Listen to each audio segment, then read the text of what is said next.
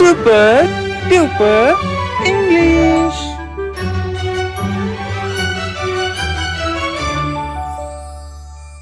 The Girl Who Lost Her Voice. In a quiet village, surrounded by a vast, enchanted forest, there lived a girl named Lila. She had the most beautiful voice anyone had ever heard.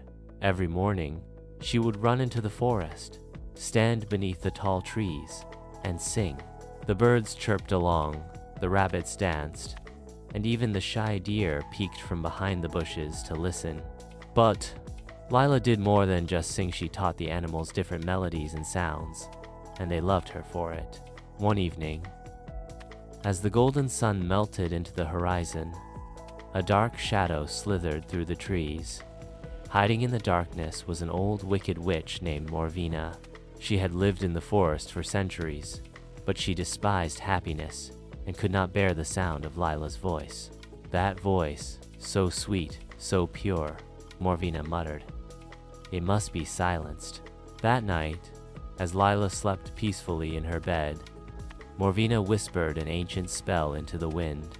A cold, eerie breeze slipped through Lila's window, wrapping around her throat like invisible vines. She shivered but did not wake. The next morning, Lila ran to the forest as usual. The animals gathered excitedly, waiting for their daily music lesson. She opened her mouth to sing, but no sound came out. She tried again. Nothing. Her eyes widened in horror. "My voice," she mouthed. Tears filled her eyes as she clutched her throat. The animals gasped. The wise old owl, Oliver, flapped his wings. "This is no ordinary sickness," he said. "This is magic, dark magic." "Who would do such a thing?" cried Benny, the rabbit. "The witch," squawked a parrot. "She hates music. She must have stolen Lila's voice." Lila's heart pounded. If the witch had taken her voice, would she ever get it back? The animals huddled together. "We must make a plan," Oliver declared. "But we must be clever. Morvina is dangerous." For hours, they whispered and plotted. Then, finally, they had it the most exciting, daring plan ever.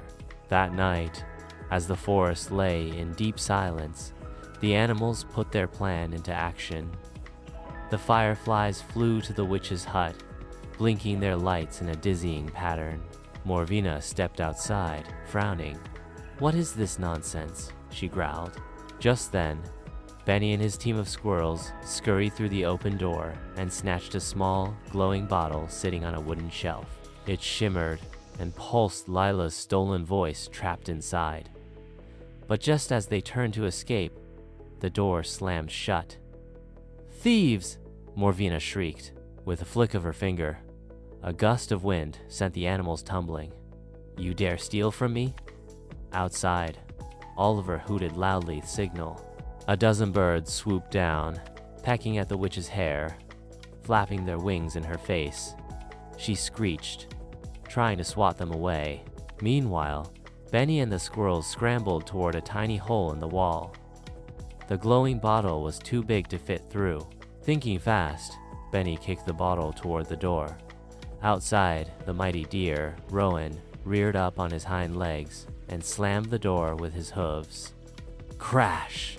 The bottle shattered, and a golden mist swirled into the air, rushing toward the trees toward Lila.